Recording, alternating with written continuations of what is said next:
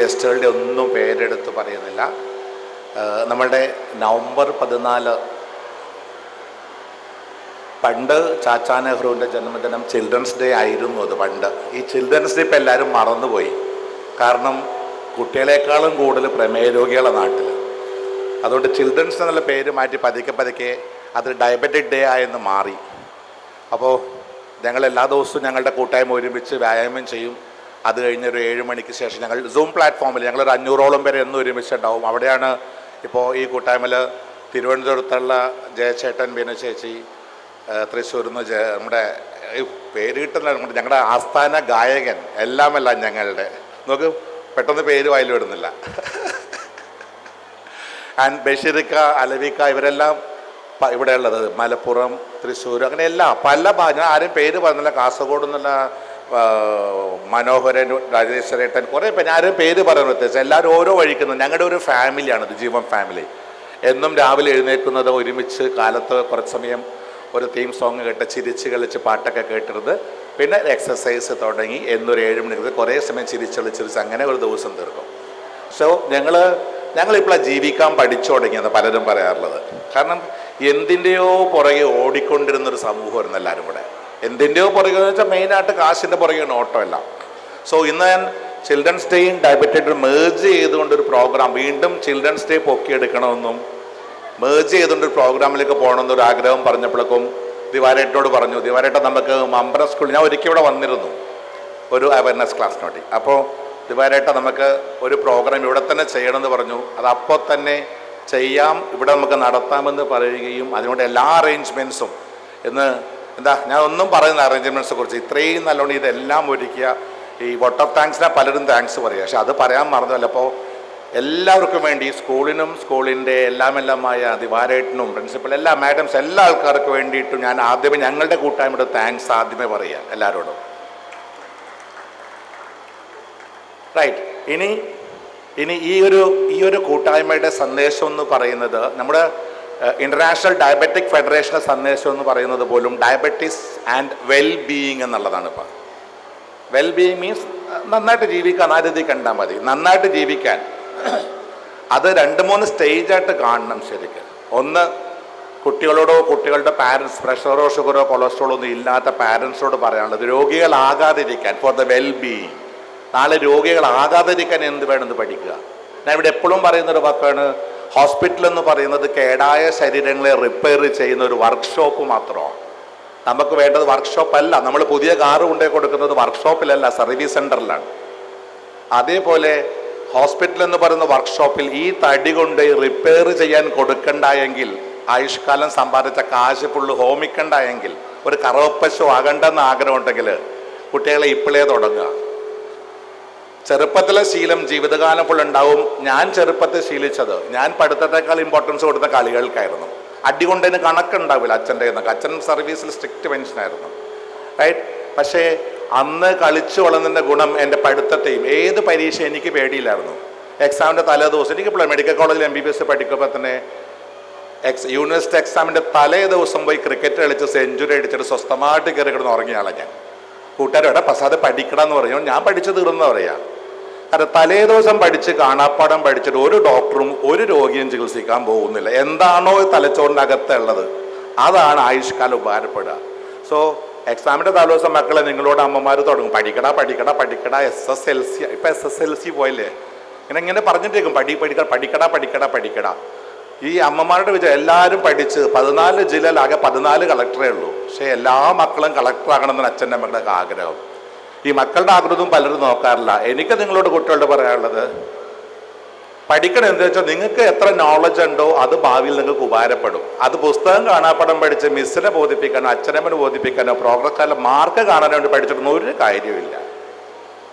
നമുക്ക് ഭാവിയിൽ ഉപകാരപ്പെടുന്ന കാര്യങ്ങൾ എന്താണെന്ന് തിരിച്ചറിയുക. നമ്മുടെ ലൈൻ ഓഫ് അപ്രോച്ച് എവിടെയൊക്കെ പോകേണ്ടത്, എന്താണ് എൻ്റെ ഭാവിയിൽ ഞാൻ ആരാകണം എന്ന് ചിന്തയുണ്ടെങ്കിൽ അതിനെ ബേസ് ചെയ്തുള്ള കാര്യങ്ങൾ നമുക്ക് സ്വയം തോന്നും. ഇത് പഠിക്കണം.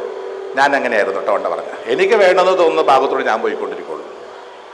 സോ പഠിത്തമൊന്ന് വലിയൊരു ഭാഗം. പഠിത്തം വിട്ട് പോയിട്ടുണ്ടെങ്കിൽ വിദ്യാഭ്യാസം ഇല്ലാത്ത ആൾക്കാർക്ക് സമൂഹത്തിൽ സ്ഥാനം വളരെ താഴെയാണ്. വിദ്യാഭ്യാസം ഉണ്ടെങ്കിൽ കുറച്ച് മുകളിലാണ്. നിങ്ങൾക്ക് നിങ്ങളുടെ ഇഷ്ടം പോലെ തീരുമാനിക്കാം. നമ്മൾ മീൻ കച്ചവടം നടത്തുന്ന ആൾക്കാരും ജീവിക്കുന്നുണ്ട്, മരപ്പണി ചെയ്തവരെ കൊല്ലപ്പണി എല്ലാവരും ഭൂമി ജീവിക്കുന്നുണ്ട്, പലതരം ആൾക്കാരുണ്ടാവും. പക്ഷെ എവിടെ എത്ര നിങ്ങൾ സ്വയം തീരുമാനിക്കുക, പഠിക്കുക. പക്ഷേ ഈ പഠിക്കടാ ഹോംവർക്ക് ചെയ്യടാ ട്യൂഷൻ പോയിടാ എന്ന് പറഞ്ഞാൽ ഇതേ അമ്മമാർ കൂടെ കുറച്ച് അച്ഛന്മാരും അടുത്തൊരു പറച്ചിലുണ്ട്, തിന്നടി. പിന്നെ ഇതല്ലാതെ അത് കുറേ ചോറ് തിന്നാലേ പൊക്കം വെക്കുള്ളൂ, അച്ഛനെ പോലെ ആകുള്ളൂ, ബുദ്ധി വെക്കുള്ളൂ, വളരുള്ളൂ എന്ന് പറഞ്ഞിട്ട് ചെറു പ്രായത്തിലെ തീറ്റിച്ച് പണ്ടെല്ലാം ഞങ്ങളെല്ലാം ഒരു 10-25 വയസ്സ് വരെ 6 പാക്ക് അല്ല 24 പാക്കായിരുന്നു. ഈ 24 വാരിയലിലും ഇങ്ങനെ തെളിഞ്ഞു നിൽക്കുമായിരുന്നു. ഇന്നൊരു 2 വയസ്സായ കൊച്ചിൻ്റെ പോലും വാരിയലിൽ കാണാൻ കിട്ടൂല. പക്ഷെ ഞാനിവിടെ വന്നപ്പോൾ നോക്കി, വളരെ കുറച്ച് വണ്ണമുള്ള കുട്ടികൾ, എല്ലാം സ്കിന്നീസ്. നിങ്ങൾക്കാണ് ഹെൽത്ത്, അല്ലാതെ തിന്നും എഴുത്ത് പന്നിക്കുട്ടറെ പോലെ ഇരിക്കുന്ന പിള്ളേർക്ക് അല്ല ഹെൽത്ത്. പല അമ്മമാരുടെയും തെറ്റിദ്ധാരണ, തീറ്റിച്ച് ഇങ്ങനെ പണ്ട് ആരല്ലേ, പണ്ട് ശ്രീനാരായണ ഗുരു പറഞ്ഞല്ലേ, വിദ്യ കൊണ്ട് പ്രബുദ്ധരാകുന്നെന്തോ. ഇത് തീറ്റിച്ച് ഇങ്ങനെ എന്തോ പ്രബുദ്ധരാകുന്ന വിചാരം തോന്നുന്നു. ഇങ്ങനെ എവിടെയോ എത്തി സമൂഹം. പിള്ളേരൊക്കെ 2-3 വയസ്സിൽ ശരിക്കും നടന്നു പോണത് പുറകിൽ നിന്ന് നോക്കിയിട്ട്, കുഞ്ഞു കൊച്ചുങ്ങൾ പോണ കണ്ടാൽ മറ്റേ ഡൊണാൾഡൊക്കെ നടക്കുമ്പോൾ പുറകിൽ നിന്ന് നോക്കുമ്പോൾ ഒരു ലുക്ക്, ഒരു ഫീൽ കിട്ടും നമുക്കിങ്ങനെ. ഇങ്ങനെ കുണുങ്ങുണ ആ കോലത്തിലാണ് കുട്ടികളൊക്കെ പോകുന്നത്. ഈ കുട്ടികൾ വളർന്നു വരുമ്പോൾ എന്താവുമെന്ന് ചിന്തിക്കാം. ഞാൻ ചിൽഡ്രൻസ് ഡേയിൽ നിന്ന് പതുക്കെ പ്രമേയത്തിലേക്ക് കയറുക. പണ്ട് 80 വയസ്സ് കഴിയുമ്പോൾ വന്നിരുന്ന ഈ പറഞ്ഞ ജീവിതശൈലി രോഗങ്ങൾ എന്ന് പറയുന്ന ആ ഒരു അവസ്ഥ, ഇറ്റ്സ് എ കണ്ടീഷൻ. ശരിക്കും ഇതൊന്നും രോഗങ്ങളല്ല. ആ ഒരു അവസ്ഥയിലേക്ക് എത്തുന്ന പ്രായം 80 എന്നുള്ളത് 70ലേക്ക് താന്നു, 60ലേക്ക് താന്നു, 50ലേക്ക് താന്നു, 30ഉം 20ഉം വയസ്സിൽ തന്നെ പ്രഷർ, ഷുഗർ, കൊളസ്ട്രോൾ വരുന്ന അവസ്ഥ. കഴിഞ്ഞ വർഷം കേരള ഗവൺമെൻറ് ഒരു സർവേ നടത്തിയതിൽ +1 +2 കുട്ടികൾ സർവേ ചെയ്തപ്പോൾ തന്നെ മോർ ദാൻ 10%, 11% ഓഫ് സമയം, അത്ര എന്തോന്ന് തോന്നുന്നു, അത്രയും കുട്ടികൾ പ്രീ ഡയബറ്റിക്കും പ്രീ ഹൈപ്പർടെൻസീവ് ആൻഡ് ഡിസ്ലിപ്പിഡീമിയ, കൊളസ്ട്രോളിൻ്റെ താളം തെറ്റിയ കുട്ടികൾ. 11th 12th കുട്ടികൾ, 16-17 വയസ്സുള്ള കുട്ടികൾ പോലും 10% കുട്ടികൾക്ക് അമിതവണ്ണവും ഇങ്ങനത്തെ ലക്ഷണങ്ങൾ. അമിതവണ്ണം എന്ന് പറയുന്നതും പ്രഷർ, ഷുഗർ, കൊളസ്ട്രോൾ എന്ന് പറയുന്നതും എല്ലാം ജീവിതശൈലി രോഗങ്ങളാണ്. ഇതെല്ലാം ജീവിതശൈലി രോഗങ്ങളാണെന്ന് ഓർക്കുക. അമിതവണ്ണം പൊണ്ണത്തിൻ്റെ ഒരു രോഗമായിട്ട് കാണേണ്ടത്. സോ നമ്മൾ ചിന്തിക്കേണ്ടത് ഈ കുട്ടികളെ എങ്ങനെ രോഗിയാക്കി എടുക്കാമെന്നാണ് ഇപ്പോൾ ഈ തലമുറയിലെ പാരൻസ് ചിന്തിച്ചുകൊണ്ടിരിക്കുന്നത്. ഞങ്ങൾക്ക് ഭയങ്കര സന്തോഷമാണ്. കാര്യം നല്ല ഇനം കറവ പശുക്കളെ ചെറുപ്രായത്തിലെ ഞങ്ങൾക്ക് സംഭാവന ചെയ്യാം. സ്നേഹം കൊണ്ടായിരിക്കാം, ഒരു സംശയം വേണ്ട ഈ കാര്യത്തിൽ. ഇരിക്കാൻ എത്ര പാരൻസ് ഉണ്ടെന്നല്ല, പാരൻസ് ഒന്നും ഇല്ലാന്നോ, ആരെങ്കിലും ഉണ്ട് പാരൻസ് ഒക്കെ ഇവിടെ? ഓക്കെ, മിക്കവാറും പാരൻസിന് സമയം ഉണ്ടാവില്ല, കാശുണ്ടാക്കാൻ പോയി കാണും. ഇതൊന്നും നോക്കണമെന്ന് ചിന്ത ഒന്നും ആർക്കും ഉണ്ടല്ല. പാരൻസ് അല്ല, ഇരിക്കണം മുതിർന്ന എല്ലാവരും ചിന്തിക്കുക. നിങ്ങളുടെ മക്കള്, പേരക്കുട്ടികൾ, ഇവർ അനാവശ്യമായിട്ട് ഭക്ഷണം കഴിപ്പിക്കാതിരിക്കുക. ഞങ്ങളുടെ കൂട്ടായ്മയുടെ ഏറ്റവും വലിയ പ്രത്യേകത, ഞങ്ങൾ ഒരു ചോറ് പോലും വേസ്റ്റ് ആക്കാറില്ല. കുറച്ച് കാലമായിട്ട് ഞാൻ ഒരു ചോറ് വേസ്റ്റ് ആക്കിയിട്ട് 41 കൊല്ലം കഴിഞ്ഞപ്പോൾ, ഒരു ചോറ് വേസ്റ്റ് ആക്കിയിട്ടോ എൻ്റെ ഇലയിലോ പ്ലേറ്റിലോ ഭക്ഷണം വേസ്റ്റ് ആക്കിയിട്ടോ വർഷങ്ങൾ കഴിഞ്ഞു. എൻ്റെ മക്കളും ഇത് ചെയ്യാറില്ല. ഇപ്പം അവരിപ്പോൾ 14 വയസ്സ്, അവരുടെ മെഡിസിൻ ചെയ്യുന്നു, ഡിസൈനും. പക്ഷേ ഞങ്ങളുടെ വീട്ടിലാരും ഭക്ഷണം വേസ്റ്റ് ആക്കാറില്ല. ഇവിടെ പഠിക്കേണ്ടത്, കുട്ടികളും പഠിക്കേണ്ടത്, ഒരു സ്കൂളിൽ കാലത്തെ അമ്മമാരിങ്ങനെ ടിഫിൻ്റെ അത് കുത്തി നിറച്ച് കുറേ സാധനം എടുത്തുകൊണ്ട് വെച്ചിട്ട് ഉച്ചക്ക് വന്നു കഴിയുമ്പോൾ ഇതിൻ്റെ പകുതി കഴിക്കുമായിരിക്കും, അതുപോലും കഴിക്കും, ബാക്കി ഫുൾ കൊണ്ട് കൊട്ടിക്കളയും. അല്ല, എനിക്കാരും ഇവിടുത്തെ വേസ്റ്റ് ബാസ്ക്കറ്റ് നോക്കിയാൽ മനസ്സിലാവും. പകുതിയിലും കൊണ്ട് കൊട്ടിക്കളയും കൊണ്ടേ. അത് എത്രത്തോളം നോക്കുക, നിങ്ങൾ നോക്കുക. ഈ അമ്മമാർ പഠിക്കണം, വേണ്ട ഭക്ഷണം മാത്രം കൊച്ചിന് കൊടുത്തു വിടുക. രാവിലെ തൊട്ട് ഉച്ച വരെ ക്ലാസ് റൂമിൽ അനങ്ങാതെ കുത്തിയിരിക്കുന്ന കൊച്ചിന് എനർജി എക്സ്പെൻഡിച്ചർ ഇല്ല. ഉച്ചക്ക് എന്തിനാ കുറേ ചോറ്, അത് കൊച്ചിനറിയാം, പക്ഷെ കൊച്ചിനെ വളർത്താൻ അമ്മക്ക് അറിയില്ല. അണ്ട് ഒരു പാത്രം നിറച്ച് എത്ര കൂടുതൽ കുത്താം അത്രയും ഇങ്ങനെ അമ്മയ്ക്ക് കുത്തി കയറ്റി അതാണ് അടഞ്ഞ് മൂടി ഇരുന്നിട്ട് ഉച്ചക്ക് കിട്ടും. അതിൻ്റെ ഒരു സ്മെല്ല് വരുമ്പോൾ ഞാൻ കഴിക്കൂലായിരുന്നു ഈ സാധനം. എനിക്ക് അന്നേ ലഞ്ച് വേണ്ടായിരുന്നു. ഞാൻ സായിപ്പിനെ പോലെ, സായിപ്പ് ബ്രഞ്ചും ഡിന്നറും പറഞ്ഞാൽ എനിക്കൊന്ന് ഉച്ചഭക്ഷണം വേണ്ടായിരുന്നു. റൈറ്റ്. ബഷീർക്ക് നല്ല ഉറക്കം. ഇപ്പോഴാണ് ഇത് കിട്ടിയ മസ്കറ്റിലെ ടൈം അറിയില്ല എൻ്റെ. ഓക്കെ, പതിവ് ശീലം ഈ സമയത്ത് ഉറങ്ങിയിട്ട്. ഓക്കെ, സോ ആ ഉച്ചക്കൊരു ലഞ്ച് എന്ന് പറയുന്നത് ശരിക്കും ചിന്തിച്ച് നോക്കാം. മലയാളി രാവിലെ പണ്ട് ഒരു കഷ്ണം പൊട്ടു ഇത്തിരി കടലക്കറി എന്നല്ല ഒരു പഴം കഴിച്ച് പോയ ആൾക്കാർ സായിപ്പ് തിന്നണ കണ്ട് പഠിച്ചിട്ട് എല്ലാം ഫ്രൂട്ട്സ് അത് ഇത് എല്ലാം 5-6 കൂട്ടം സാധനമൊക്കെ രാവിലെ ശരിക്കും നടക്കും. ഉച്ച വരെ അനങ്ങാതെ കുത്തിയിരിക്കും. ഉച്ചക്ക് പിന്നെയും കുറേ കുത്തി കയറ്റും. എന്തിനാണെന്ന് വെച്ചാൽ എനിക്കറിയാൻ പാടില്ല. ഈ ഓസിന് കിട്ടിയ ഓയിൻമെന്റും തിന്നാന്നൊരു കൺസെപ്റ്റ് ഉണ്ട്. ആ രീതിയിൽ ഉച്ചക്ക് കുറേ അങ്ങോട്ട് കുത്തി. ഈ ഉച്ചഭക്ഷണം വീട്ടിൽ നിന്ന് ഒഴിവാക്കിയാൽ ഈ നാട്ടിൽ 90% രോഗങ്ങളില്ലാതാവുമെന്ന് എനിക്ക് തോന്നുന്നത്. ആൻഡ് ഈ നാട്ടിലെ അമ്മമാർക്കെല്ലാം സന്തോഷമെന്ന് പറയാം, എനിക്ക് വേണം അവാർഡ് തരും എല്ലാവരും. കാരണം ഈ ഉച്ചഭക്ഷണം ഉണ്ടാക്കണേണ്ട ജീവിതത്തിന്റെ പകുതി നിങ്ങൾ തൊലച്ചിട്ടുണ്ടാവുക കഞ്ഞിയും കറിയും വെക്കൽ ഈ പണിക്ക് വേണ്ടിയിട്ട്. സോ ഞാൻ പറയത്രേ ഉള്ളൂ, രാവിലെ മീശയും പിരിച്ച് കാശുണ്ടാക്കാൻ വേണ്ടി ഇറങ്ങുന്ന ഒരു അച്ഛൻ, രാവിലെ തൊട്ട് വൈകുന്നേരം വരെ മുടിനീട്ടൊരാളുണ്ട്, കഞ്ഞിയും കറി വെച്ച് കളിക്കുന്ന ഒരു അമ്മ. ഇതാണ് മിക്കവാറും കുടുംബം. നാഥനും നാഥയും, കൂ നാഥ നാഥൻ, ഇങ്ങനെ റേഷൻ കാർഡിൽ എഴുതില്ലേ. ഇവർ രണ്ടും കൂടെ മക്കളെ എങ്ങനെ വഴി പഴപ്പിക്കാന്ന് റിസർച്ചിലേക്ക് പോയിക്കൊണ്ടിരിക്കുക. പഠിത്തക്കാരും വേണ്ടെന്നെല്ലാം പറയുന്നത്, പക്ഷേ കുട്ടികളുടെ ആക്ടിവിറ്റീസ്, കളികൾ, എക്സസൈസ് ഇതില്ല എങ്കിൽ നിങ്ങൾ നാളെ രോഗത്തിലേക്ക് പോകുന്നു. ഭാവി തലമുറയുടെ ഹെൽത്ത് പോക്കാണെന്നും പഠിച്ചേ പറ്റൂ അച്ഛനമ്മമാര്. നിങ്ങളൊക്കെ 40-50 വയസ്സിൽ രോഗികളാകുമ്പോൾ ഈ കുട്ടികൾ 20-30 വയസ്സിൽ രോഗികളാകും. ഞങ്ങൾക്ക് സന്തോഷമാണ്. സോ ചിൽഡ്രൻസ് ഡേയിൽ നിന്ന് ഡയബറ്റീസ് ഡേയിലേക്ക് കയറി വരുമ്പോൾ ആ ഒരു 20-30 എന്ന പ്രായം, ജീവിതത്തിൽ ഏതെങ്കിലും പൊസിഷൻ എത്താൻ വേണ്ടിയിട്ട് പിള്ളേർ ഫൈറ്റ് ചെയ്യുന്ന പ്രായം. ആൻഡ് സർവൈവലിന് വേണ്ടി ഏത് ജോലി എവിടെയൊക്കെ എത്താൻ ഒരു ഓട്ടം. ആ സമയത്ത് ഒന്നും നോക്കാത്ത ഓട്ടമായിരിക്കും. പക്ഷേ ചെറുപ്പത്തിലെ എക്സസൈസ് ഹാബിറ്റ് ആക്കിയ ക്വാളിറ്റിയുള്ള ഭക്ഷണം കൺട്രോൾ ചെയ്ത് കഴിക്കുന്ന കുട്ടികളുണ്ടെങ്കിൽ അത് എവിടെ പോയാലും ആ ശീലം ചെയ്തിരിക്കും. ബാക്കി കാര്യങ്ങൾ എന്തും ചെയ്തോട്ടെ. സോ ആ ഒരു കൾച്ചർ, ആ ഹാബിറ്റ് വളർത്താൻ ഞങ്ങൾ ശ്രമിക്കുന്നത്. ഞങ്ങളുടെ കൂട്ടായ്മ, ജീവം കൂട്ടായ്മ, എന്നും രാവിലെ 6 മണി തൊട്ട് 7 മണി ഒരുമിച്ച് വ്യായാമം ചെയ്യും. നിങ്ങൾ ഇവിടെ ഇരിക്കുന്ന ആർക്കെല്ലാം പാരൻസിനോ കുട്ടികൾക്കോ ആർക്ക് വേണം ഞങ്ങളുടെ കൂടെ കൂടാം. ഞങ്ങളുടെ സൂം പ്ലാറ്റ്ഫോമിൽ എല്ലാ ദിവസവും ഉണ്ടോ, അതിൻ്റെ ലിങ്ക് തരാം. നമ്മളിപ്പോൾ രാവിലെ ചെയ്ത പോലെ ചെറിയ ചെറിയ സ്ട്രെച്ചുകൾ, കുറച്ച് ബ്രീത്തിങ് എക്സസൈസ്. നിങ്ങൾ പഠിക്കേണ്ടത്, നിങ്ങൾക്ക് ആർക്കും വെള്ളം കുടിക്കാനോ വായു വലിക്കാനോ ഭക്ഷണം കഴിക്കാനോ ഒന്നും അറിയില്ല. ഇപ്പോൾ ഇവിടെ പല ആൾക്കാർ, ഞങ്ങളുടെ ജീവൻ ഗ്രൂപ്പിന് അറിയാം, ഒരാൾ എത്ര വെള്ളം കുടിക്കണമെന്ന് ചോദിച്ചാൽ ഇപ്പോൾ ഇവിടെ പല ആൾക്കാർ ഇങ്ങനെ കൈ കാണിക്കും. 1, 2, 3, 4, 5 ലിറ്റർ എന്നൊക്കെ. എത്ര ലിറ്റർ വെള്ളം കുടിക്കണം ഒരാൾ പറയാമോ? ഇപ്പം കാണിക്കല്ല, 1, 2 എല്ലാം തെറ്റാ. ആരെത്ര കാണിച്ചാലും തെറ്റാണത്. കാരണം ഇപ്പം തന്നെ ഈ വെയിലത്തിരുന്ന് വേർക്കുമ്പോൾ വെള്ളം കുടിക്കാനുള്ള ദാഹം കൂടി വരുന്നില്ലേ? മഴക്കാലത്ത് കുടിക്കുന്ന വെള്ളമാണോ വേനൽക്കാലത്ത് കുടിക്കുക? AC റൂമിലിരുന്ന് ചുണ്ണാമ്പ് തേക്കുന്നവനും പൊയ്ര വെയിലത്ത് പാടത്ത് വെള്ളത്ത് പണിയെടുക്കുന്നവനും ഒരേ വെള്ളം കുടിക്കുക? സോ ഇതിൻ്റെ അളവ് എങ്ങനെ തീരുമാനിക്കും? ഞാൻ പറയുന്നത് വെള്ളം കുടിച്ചത് വയറ്റിൽ ചെന്ന് ബ്ലഡിൽ കയറി എല്ലാ കോശങ്ങൾക്കും വെള്ളം കൊടുത്ത് അധികമുള്ള വെള്ളമാണ് മൂത്രമായിട്ട് പുറത്തേക്ക് പോകുന്നത്. സോ മൂത്രം തെളിഞ്ഞു പോകുന്ന അളവിൽ, അതിൻ്റെ അളവ് കൂടിയാൽ കിഡ്നിക്ക് കേടാണ്, അളവ് കുറഞ്ഞാൽ ഡീഹൈഡ്രേഷൻ കൊണ്ടുള്ള കേട്, സ്റ്റോൺ ഫോർമേഷൻ, കല്ലുണ്ടാവും എന്ന് പറയും. സോ വെള്ളം കുടിക്കേണ്ടത് എങ്ങനെയാണ്? മൂത്രം തെളിഞ്ഞു പോകുന്ന അളവിൽ. 2 കാര്യം പഠിച്ചു, വെള്ളം കുടിക്കാനും പഠിച്ചു, മൂത്രം ഒഴിക്കാനും പഠിച്ചു. സത്യം, നിങ്ങൾക്ക് വെള്ളം കുടിക്കാനും അറിയില്ല, മൂത്രം ഒഴിക്കാനും അറിയില്ല എന്നുള്ളതാണ് സത്യം. അത് അപ്പോൾ അടുത്ത ചെയ്തു ഭക്ഷണം, ഇത് എന്തിനു കഴിക്കണം, എങ്ങനെ കഴിക്കണം, എത്ര കഴിക്കണം, ആർക്കൊന്നും അറിയില്ല. അമ്മ ചെറുപ്പത്തിൽ പഠിപ്പിച്ചു. അമ്മ പറ്റിയ ഭക്ഷ്യമന്ത്രി ആയിരുന്നല്ലോ അല്ലേ? അമ്മ പഠിപ്പിച്ചു. അത് ഇപ്പോഴും ഇങ്ങനെ ചെയ്തിട്ടിരിക്കണം. എന്താ? ഓസിന് കിട്ടിയ ഓയിൻമെന്റും തിന്ന, പന്നിപ്പടക്കം കിട്ടിയ കടിച്ച് പൊട്ടിച്ച് തിന്ന, എന്ത് കിട്ടിയാലും ഇങ്ങനെ വലിച്ചു കെട്ടാ. ഈ കല്യാണത്തിലൊക്കെ പോയിട്ടുണ്ടെങ്കിൽ ഒരാക്രാന്തം ഇങ്ങനെ. ഈ കല്യാണം വിളിച്ചു എന്ന തെറ്റ് മാത്രമേ വിളിച്ചാൾ ചെയ്തിട്ടുണ്ടാവുള്ളൂ. യുദ്ധം പ്രഖ്യാപിച്ച പോലെ പിന്നെ മേശ വലിക്കൽ, കസാരകൾ അടി കൂടെ നൂണ്ട്, ഇടി കൂത്ത്, ഷട്ടർ തുറക്കുമ്പോൾ ഒരു അടിയുണ്ട് 10:30 മണിക്ക് രാവിലെ. അന്നേരം ഉച്ചക്കര 12-1 മണിയാകുമ്പോൾ അടുത്ത സ്ഥലത്ത് തിന്നാൻ പോകണം. എന്നിട്ട് വലിച്ചു വാരി കയറ്റി എവിടം വരെ, എത്ര വലിച്ചു വാരി കയറ്റം മാത്രം ഇവിടം വരെ നിറക്കുക. ബിരിയാണിയൊക്കെ ആണെങ്കിൽ പീസ് പോരട്ടെ കുറച്ച് മീൻ എല്ലുമണ്ടി മറിഞ്ഞ പോലെ മുമ്പിലിരിക്കുന്ന ഇല ഇങ്ങനെ. ഒരു യുദ്ധം പ്രഖ്യാപിച്ച പോലെ ഇനി മേലെ കല്യാണം വിളിക്കാൻ കാണിച്ചു തരാം. ആജാതി ഒരു തീറ്റ ഇരുന്നിട്ട് എങ്ങനെ. ഇത് ആരോടെ യുദ്ധം എന്ന് വെച്ചാൽ സ്വയം രോഗിയായിക്കൊണ്ട് ആ ബിരിയാണി ഉച്ചക്ക് അടിച്ച് കയറ്റി ഒരുത്താൻ വൈകുന്നേരം വരെ പെരുമ്പാമ്പ് ഇര വിഴുങ്ങിയ പോലെ ഇങ്ങനെ ഇരിക്കും എന്നിട്ട്. പക്ഷെ എന്നാലും ലോസിനെ കിട്ടിയല്ല.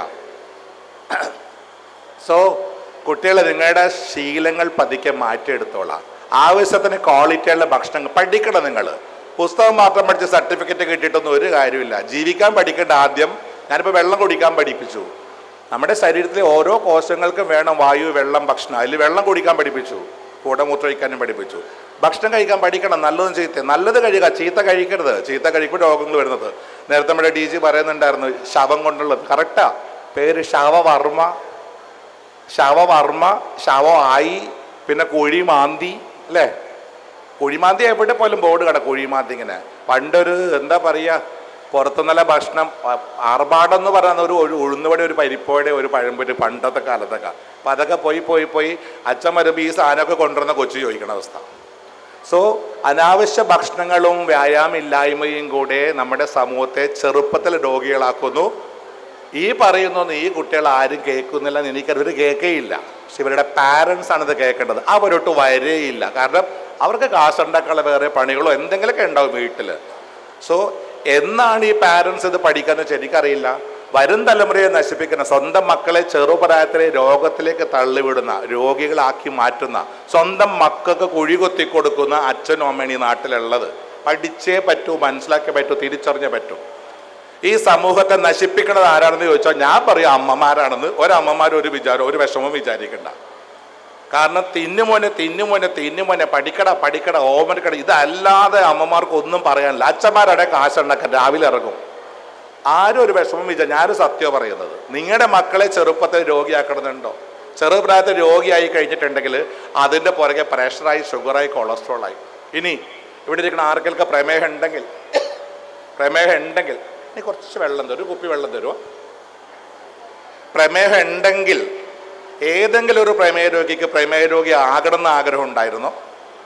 ആർക്കെങ്കിലും പ്രഷർ വരണമെന്ന് ആഗ്രഹമുണ്ടോ? കൊളസ്ട്രോൾ വരണമെന്ന് ആഗ്രഹമുണ്ടോ? ആർക്കെങ്കിലും ഉണ്ടോ? ഉണ്ടെങ്കിൽ തരാം. രോഗിയാകുന്ന ഒരാൾക്ക് ആഗ്രഹമില്ല. പക്ഷെ നിങ്ങൾ രോഗിയായി. എന്താ കാരണം? രോഗിയാകാനുള്ള കാരണം എന്താ? രോഗിയാകാതിരിക്കാൻ എന്ത് വേണമെന്ന് പഠിച്ചില്ല. മനസ്സിലാക്കി പഠിച്ചു. രോഗിയാകാതിരിക്കാൻ എനിക്ക് പറ്റും. മൂടിയോടെ ഒരു second.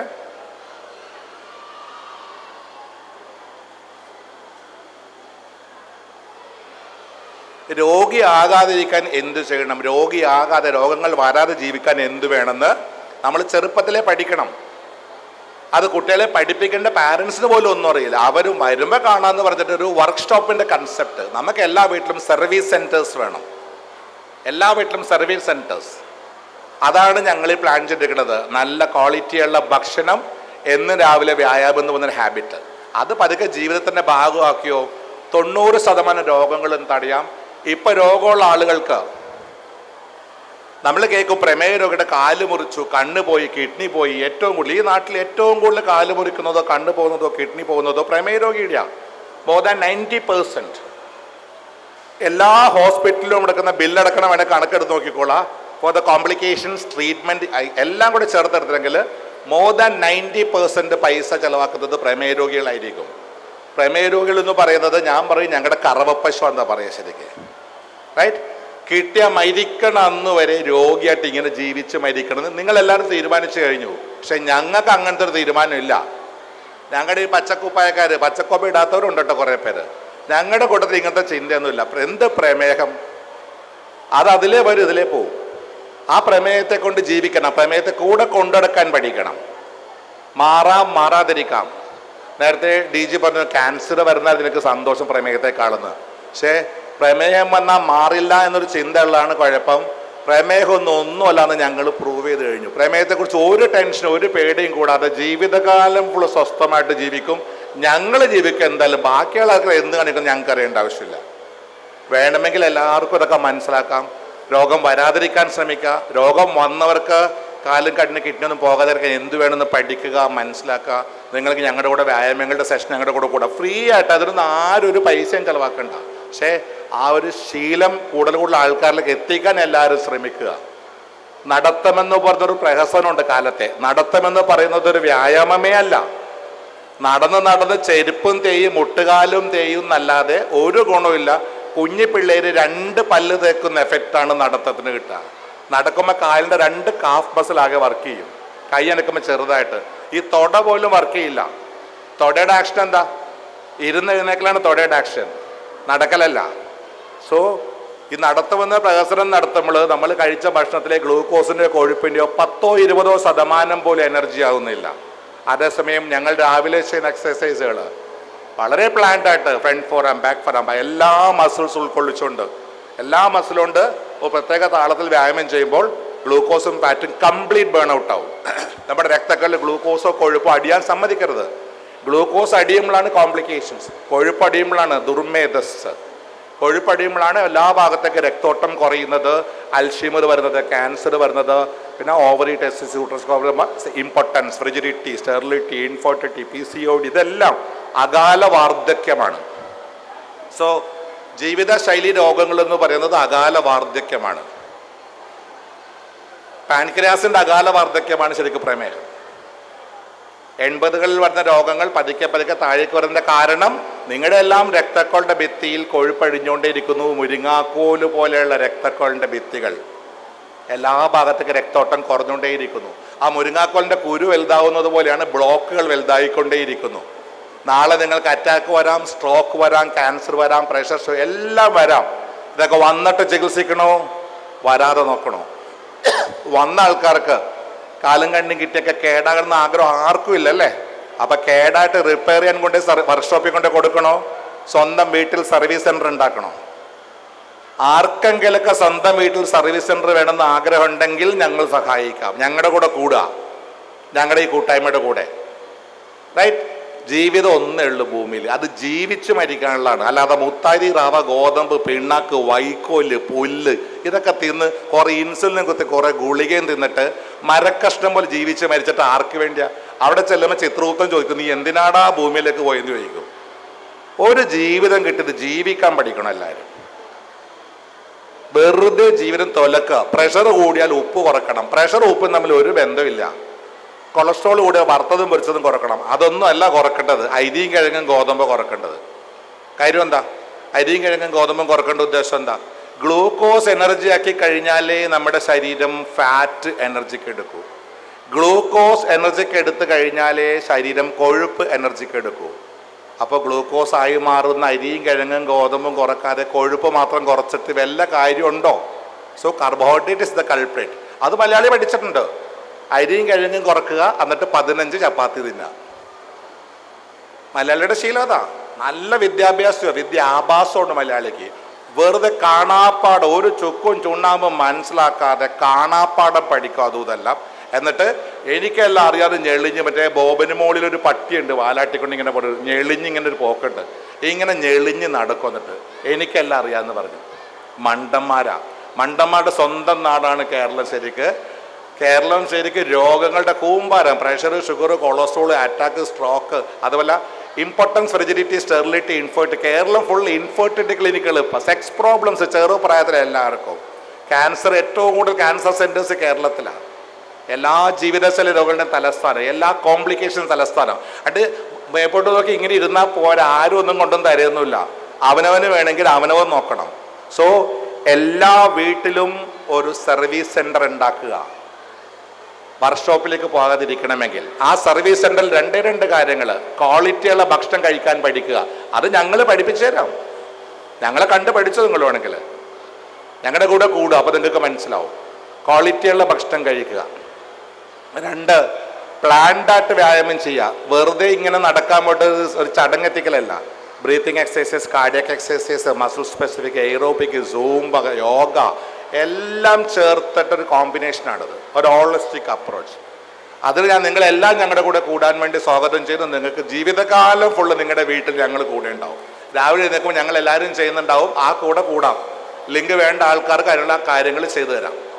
Right? So quality food plus planned exercises is equal to health. എല്ലാവരും മനസ്സിലാക്കുക. ഒറ്റ ഒരു സന്ദേശം ഇതിൽ പറയാനുള്ളത്, ഹെൽത്ത് പോകുമ്പോഴാണ് ഇൽ ഹെൽത്ത് വരുന്നത്. ആരോഗ്യം പോകുമ്പോഴാണ് രോഗങ്ങൾ വരുന്നത്. രോഗങ്ങളെ ചികിത്സിക്കുകയല്ല വേണ്ടത്, ആരോഗ്യം പോകാതെ നോക്കുക, പോയ ആരോഗ്യത്തെ തിരിച്ചു പിടിക്കാൻ നോക്കുക.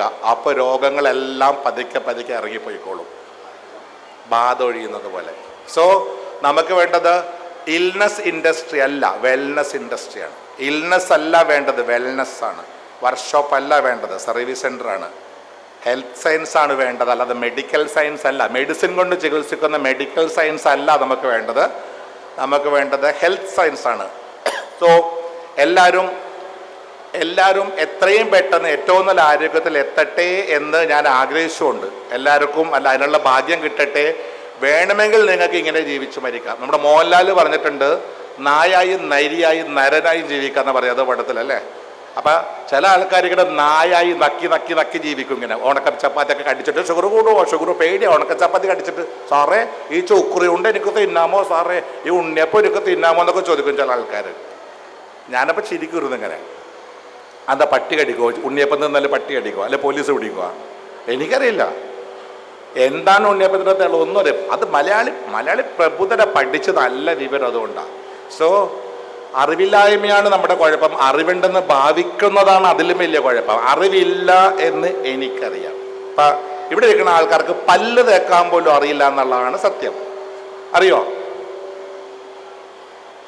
പല്ല് തേക്കണ മനുഷ്യന് മാത്രമേ പല്ല് സൂക്കേടുള്ളൂ. പല്ല് തേക്കാത്ത ഒരു ജീവിക്കും പല്ല് സൂക്കേടില്ല. ശരിയാണോ?